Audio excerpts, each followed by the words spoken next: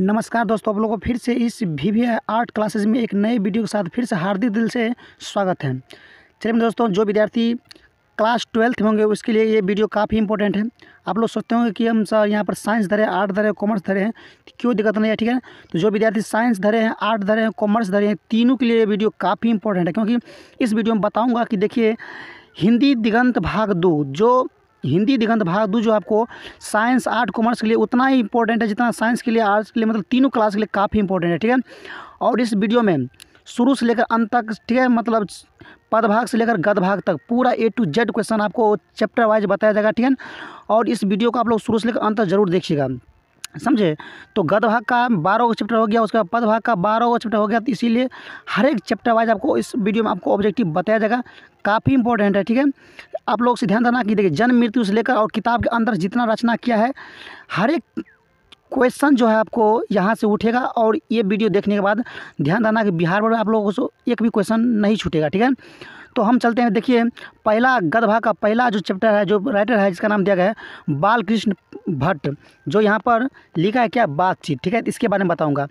तो यहाँ पर जो क्वेश्चन कह रहा है, पहला क्वेश्चन, बालकृष्ण भट्ट का जन्म कब हुआ था। क्वेश्चन आप लोगों के सामने 4 ऑप्शन दिया रहेगा, ठीक है ना।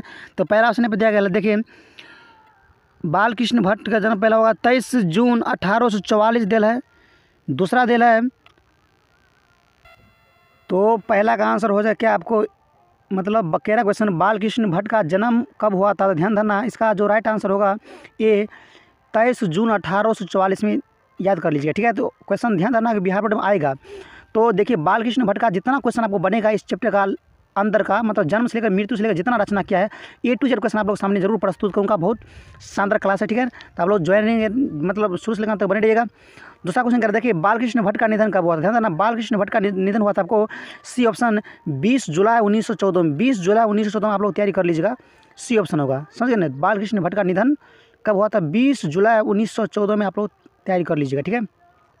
और यहाँ पर तीसरा क्वेश्चन कह रहा है क्या है कि बालकृष्ण भट्ट के निवास स्थान कहाँ था। क्वेश्चन है कि बालकृष्ण भट्ट के निवास स्थान कहाँ था।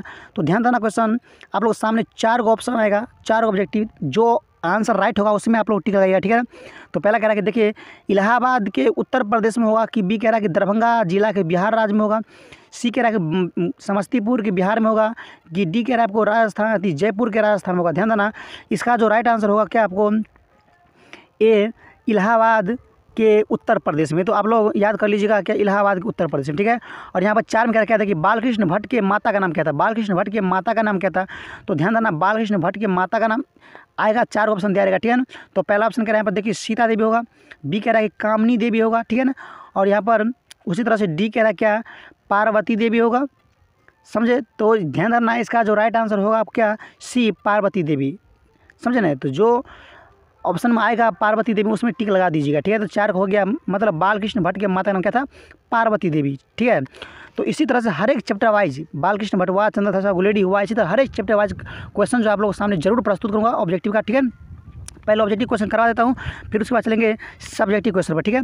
और यहाँ पर कह रहा है 5 नंबर ऑब्जेक्टिव जो कह रहा है, देखिए कह रहा है कि बालकृष्ण भट्ट के पिता का नाम क्या था, ठीक है। क्वेश्चन है कि बालकृष्ण भट्ट के पिता का नाम क्या था। इसमें भी आपको सामने 4 ऑप्शन दिया रहेगा, ठीक है ना। तो पहला कह रहा है बेनी प्रसाद भट्ट होगा, बी कह रहा है हरि प्रसाद भट्ट होगा, और यहाँ पर कह रहा है डी नंबर की द्वारका प्रसाद भट्ट होगा, और यहाँ पर दे रहा है डी नंबर की कोई नहीं। तो ध्यान देना, इसका जो राइट आंसर होगा क्या आपको, ए बेनी प्रसाद भट्ट, क्योंकि बालकृष्ण पिता के नाम था बेनी प्रसाद भट्ट, तो ए में टिक लगाने का, ठीक है। और यहाँ पर 6 नंबर क्वेश्चन कह रहा है, देखिए बालकृष्ण भट्ट के पिता पेशे से क्या था। क्वेश्चन ये बार क्या बार बिहार बोर्ड में इंटर में पूछने था, ठीक है ना। क्वेश्चन है कि बालकृष्ण भट्ट के पिता पेशे से क्या था। ध्यान देना, 4 ऑप्शन आप लोगों को सामने दिया रहेगा। पहला कह रहा है कि राजमिस्त्री था, बी कह रहा है कारीगर था, कि डी कह रहा है आपको व्यापारी था, समझ गए। और यहाँ पर डी ऑप्शन कह रहा है क्या, मतलब मास्टर था। ध्यान देना, इसका जो राइट आंसर होगा क्या, सी व्यापारी। तो मतलब बालकृष्ण भट्ट के पिता जो था आपको पेशे से व्यापारी था। तो ध्यान देना, तो बालकृष्ण भट्ट के पिता क्या कौन था, पेशे से व्यापारी था, यहाँ तक हो गया। और यहाँ पर कह रहा है 7 नंबर ऑब्जेक्टिव जो कह रहा है क्या, कि बालकृष्ण भट्ट किस युग के साहित्यकार हैं। क्वेश्चन कह रहा है कि देखिए कि बालकृष्ण भट्ट के, मतलब बालकृष्ण भट्ट किस युग के साहित्यकार है, इस टाइप का क्वेश्चन आएगा। तो ध्यान देना, 4 ऑप्शन दिया रहेगा। पहला ऑप्शन दिया रहेगा, देखिए कह रहा है कि आधुनिक युग, बी कह रहा है भारतेंदु युग, समझ गए ना। और यहाँ पर सी कह रहा है कि वर्तमान युग, और यहाँ पर डी कह रहा है क्या, ये द्वापर युग। ध्यान देना, इसका जो राइट आंसर होगा क्या, बी भारतेंदु युग। तो भारतेंदु युग में आप लोग अच्छा से याद कर लीजिएगा, जो ऑप्शन में आएगा भारतेंदु उसमें आप लोग आँख मूंद कर टिक लगाइएगा, ठीक है ना, करेक्ट आंसर सही होगा। और यहाँ पर कह रहा है 8 में क्या है कि बालकृष्ण भट्ट थे, कह रहा है कि बालकृष्ण भट्ट क्या थे। क्वेश्चन दिया रहेगा आपको बालकृष्ण भट्ट क्या थे, तो ध्यान देना इसका आप लोग सामने इसका 4 ऑप्शन आएगा, ठीक है ना। पहला कह रहा है कविकार थे, बी कह रहा है गद्यकार थे, सी कह रहा है कहानीकार थे, और यहाँ पर डी कह रहा है क्या, उपन्यासकार। ध्यान देना इसका जो राइट आंसर होगा क्या, बी गद्यकार थे। तो जो विद्यार्थी याद कर लीजिएगा कि बालकृष्ण भट्ट जो क्वेश्चन आपको सामने आएगा गद्यकार, उसमें टिक लगा दीजिएगा, ठीक है ना। तो बालकृष्ण भट्ट जो था आपको गद्यकार थे, समझे ना। और यहाँ पर कह रहा है 9 में क्या है कि देखिए कि बातचीत का लेखक कौन है। क्वेश्चन है कि बातचीत का लेखक कौन है। तो आप लोग जानते भी होंगे कि बातचीत कौन लिखा है, बालकृष्ण भट्ट जी लिखा है, ठीक है ना। तो 4 ऑप्शन में जो ऑप्शन आएगा बालकृष्ण भट्ट उसमें टिक लगाइएगा।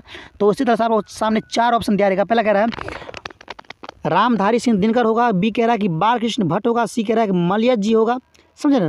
और यहाँ पर डी कह रहा है क्या, गुलेरी जी होगा। तो ध्यान देना इसका जो राइट आंसर होगा क्या, बी बालकृष्ण भट्ट, क्योंकि बातचीत का जो लेखक है आपको बालकृष्ण भट्ट ही है, क्योंकि इसी बारे में अभी ऑब्जेक्टिव हम तैयारी कर रहे हैं, ठीक है। और यहाँ पर 10 क्वेश्चन कह रहा है क्या, देखिए बातचीत कौन सा विधा है। क्वेश्चन है कि बातचीत कौन सा विधा है, तो इसमें भी आपको सामने 4 ऑप्शन आएगा, ठीक है ना। इसका जो राइट आंसर होगा कि देखिए 4 ऑप्शन दे रहा है। पहला कह रहा है कहानी होगा, बी कह रहा है कविता होगा, और यहाँ पर सी कह रहा है निबंध होगा। तो ध्यान देना इसका जो राइट आंसर होगा क्या, निबंध। तो ध्यान देना कि बातचीत जो है विधा निबंध है, तो जो ऑप्शन में आएगा निबंध उसमें आप लोग टिक लगा दीजिएगा, ठीक है ना। तो बातचीत हो गया क्या, निबंध हो गया। तो आप लोग 10 तक क्वेश्चन आप लोग अच्छा से दिमाग में बैठा लीजिए, क्योंकि बातचीत के जितना भी क्वेश्चन था आपको किताब के अंदर से जन्म मृत्यु से लेकर हर एक हिस्ट्री वाला क्वेश्चन जितना था पूरा A to Z इसकी हिस्ट्री के बारे में लिख दिए पूरा क्वेश्चन, ठीक है। तो बिहार बोर्ड में आप लोग से एक भी क्वेश्चन मिस नहीं होगा, इसलिए आप लोग अच्छा से तैयारी कर लीजिए, ठीक है। और यहाँ पर कह रहा है देखिए 11वां क्वेश्चन कि बालकृष्ण भट्ट को हिंदी का एडिशन और स्टील किसने कहा है। क्वेश्चन है कि बालकृष्ण भट्ट को हिंदी का एडिशन और स्टील किसने कहा है। तो 4 ऑप्शन दिया है। पहला कह रहा है बेनीपुर जी का है, बी कह रहा है रामचंद्र शुक्ल का है, सी कह रहा है दिनकर जी का है, और डी कह रहा है मलयज जी का है। ध्यान देना इसका जो राइट आंसर होगा क्या, बी रामचंद्र शुक्ल का है, ठीक है, रामचंद्र शुक्ल का है। तो ऑप्शन में टिक लगेगा रामचंद्र शुक्ल।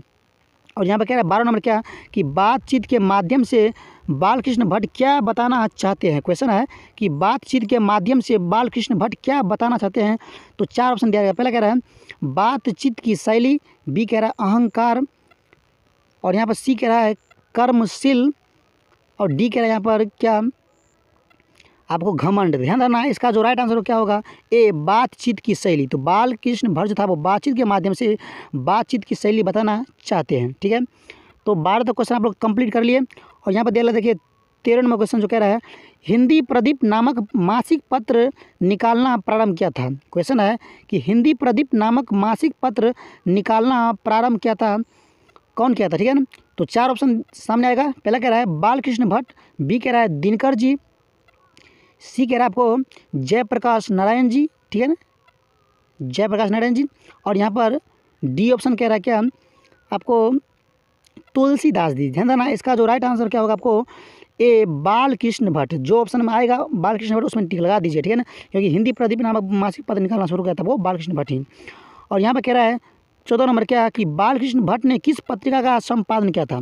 क्वेश्चन में यहाँ से छुपल है, ठीक है ना। क्वेश्चन कह रहा है कि बालकृष्ण भट्ट ने किस पत्रिका का संपादन किया था। 4 ऑप्शन दे रहा है। पहला कह रहा है कछुआ धर्म, बी कह रहा है हिंदी प्रदीप, सी कह रहा है आपको रेणुका, समझ रहे।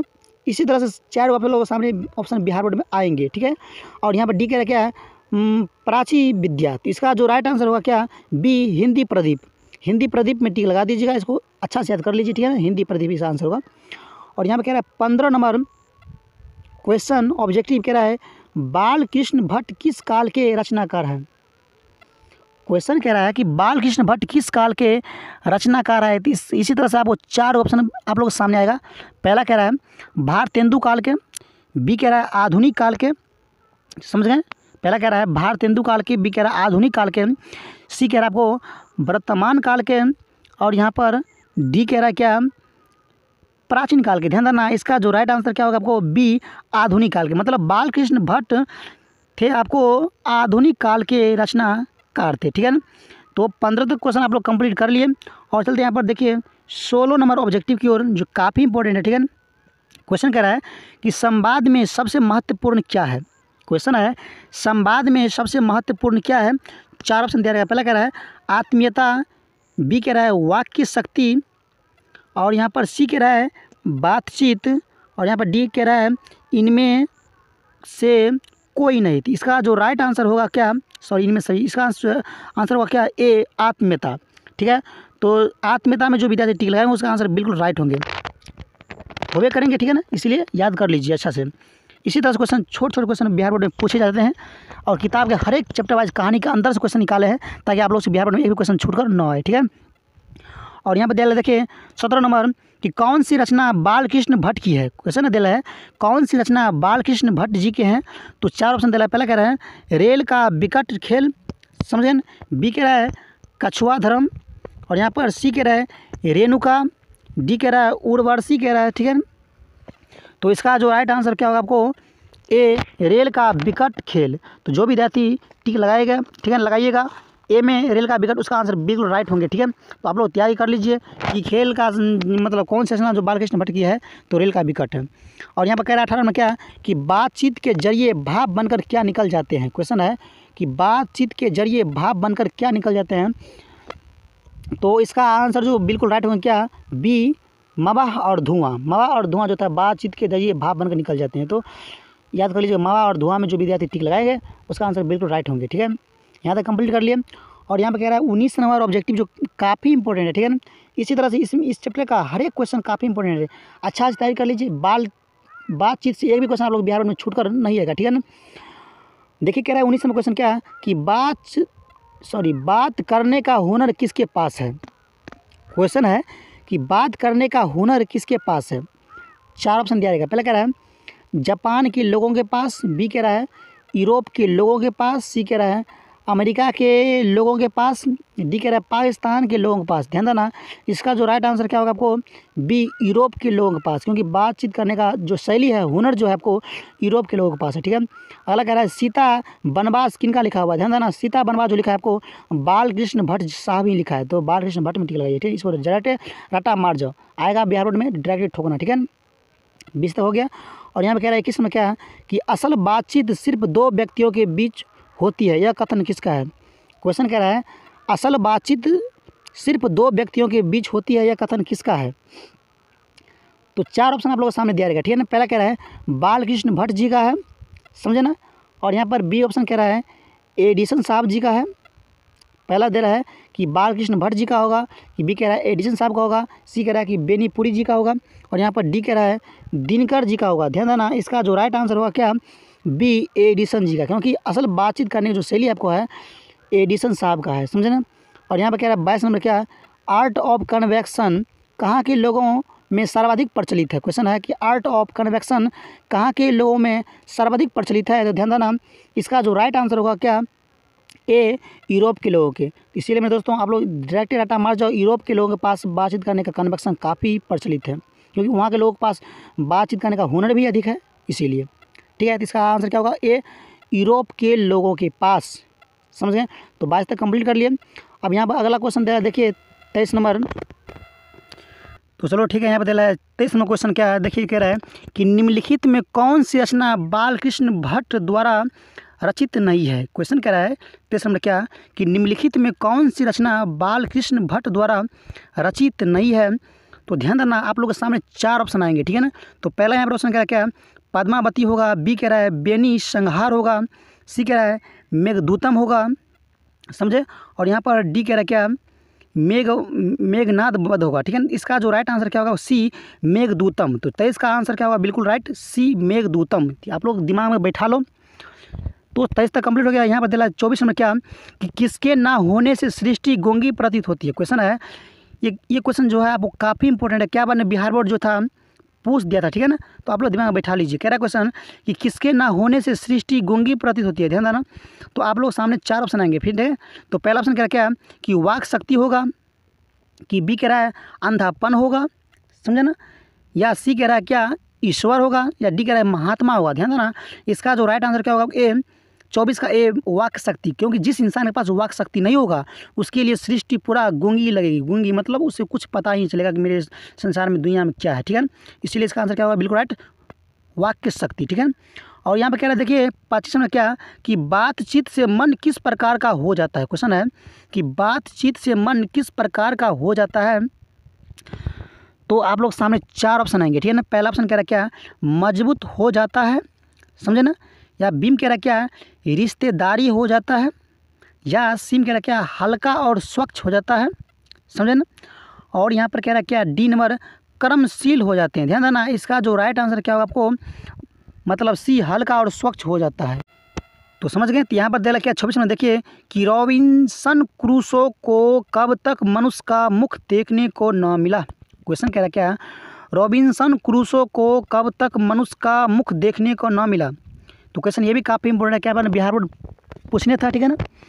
तो आप लोग सामने इसी तरह 4 ऑप्शन आएंगे, ठीक है ना। बिहार बोर्ड में देखिएगा क्योंकि 50% ऑब्जेक्ट कर दिया है, समझे ना, बहुत आसान कर दिया है। पहला ऑप्शन कह रहा है क्या कि 18 वर्ष तक, बी कह रहा है 20 वर्ष तक, सी कह रहा है 25 वर्ष तक, और यहाँ पर डी कह रहा है 16 वर्ष तक। ध्यान देना, इसका जो राइट आंसर क्या होगा आपको, डी, 16 वर्ष तक, क्योंकि रॉबिन्सन क्रूसो को 16 वर्ष तक मुख देखने को नहीं मिला था, ठीक है ना। यहाँ तक कंप्लीट हो गया। अब यहाँ पर देखिए 27 में क्वेश्चन क्या कि बोलने से मनुष्य के रूप का साक्षात्कार होता है, किसने कहा। क्वेश्चन कह रहा क्या कि बोलने से मनुष्य के रूप का साक्षात्कार होता है, किसने कहा। तो इसी तरह से आप लोगों के सामने 4 ऑप्शन आएंगे मेरे दोस्तों, ठीक है ना। पहला क्वेश्चन कह रहा है क्या, बेन जॉनसन ने कहा था, बी कह रहा है ब्रूस ली ने कहा था, सी कह रहा है, और यहाँ पर सी कह रहा है क्या, बालकृष्ण भट्ट साहब ने कहा था, डी कह रहा है क्या, चंद्रधर शर्मा गुलेरी जी ने कहा था। ध्यान देना, इसका जो राइट आंसर क्या होगा आपको, ए, बेन जॉनसन ने कहा था, ठीक है ना। बेन जॉनसन, ए में टिक लगा दीजिएगा, सामने क्वेश्चन आएगा तो, ठीक है ना। और इस चैप्टर का सबसे लास्ट और अंतिम क्वेश्चन कह रहा क्या कि एडिसन के अनुसार असल बातचीत कितने लोगों के बीच हो सकती है। क्वेश्चन है कि एडिसन के अनुसार असल बातचीत कितने लोगों के बीच हो सकती है। तो आप लोग सामने 4 ऑप्शन आएंगे, समझे ना। तो पहला ऑप्शन कह रहा क्या है 4 लोगों के बीच, बी कह रहा है 2 लोगों के बीच, सी कह रहा है 5 लोगों के बीच, समझे ना। और यहाँ पर आखिरी ऑप्शन कह रहा क्या है, इनमें से कोई नहीं। ध्यान देना, तो एडिसन साहब के अनुसार असल बातचीत जो होती है आपको 2 लोगों के बीच, तो 2 लोगों के बीच असल बातचीत होती है। चलिए मेरे दोस्तों, बातचीत में जितना क्वेश्चन था A to Z किताब के अंदर से लेकर पूरा जन्म मृत्यु पूरा हिस्ट्री इसके बारे में, मतलब क्या कहते हैं, बालकृष्ण भट्ट के बारे में पूरा क्वेश्चन करवा दिए, ठीक है ना। तो आप लोगों को इसी तरह से हर एक चैप्टर वाइज क्वेश्चन चाहिए, गद्य भाग से लेकर पद भाग तक, हिंदी का, मैथिली का, समझे ना। तो आप लोग इस चैनल आप लोग जरूर ज्वाइनिंग कर लीजिएगा, ठीक है ना। भी आर्ट क्लासेज में आप लोगों को हर एक क्वेश्चन चैप्टर वाइज जरूर मिलेंगे, समझ गए ना। और आप लोगों को वीडियो थोड़ा भी अच्छा लगा हो तो एक बार ज़रूर कमेंट करिएगा, तो इससे अच्छा और वीडियो बनाऊंगा, समझे ना। तो हर एक चैप्टर वाइज क्वेश्चन बहुत जल्द ही लाऊंगा। तो मेरे दोस्तों, आप लोग अगर इससे अगला चैप्टर का नाम है उसने कहा था, जो लिखा था चंद्रधर शर्मा गुलेरी, इसे जो आगे लिखा कौन, चंद्रधर शर्मा गुलेरी, इसका जो अगला चैप्टर है बहुत जल्द ही लेकर आऊँगा, इसके बारे में बताऊंगा पूरा A to Z क्वेश्चन शुरू से लेकर अंत तक। तो मेरे चैनल पर आप लोग शुरू से लेकर अंत तक जरूर बने रहिएगा। और मेरा वीडियो थोड़ा भी अच्छा लगा हो तो ज़रूर लाइक कर दीजिएगा, नहीं लगा हो तो डिसलाइक कर देना, और मुझे कमेंट में बताना कि सर मुझे अच्छा वीडियो नहीं लगा।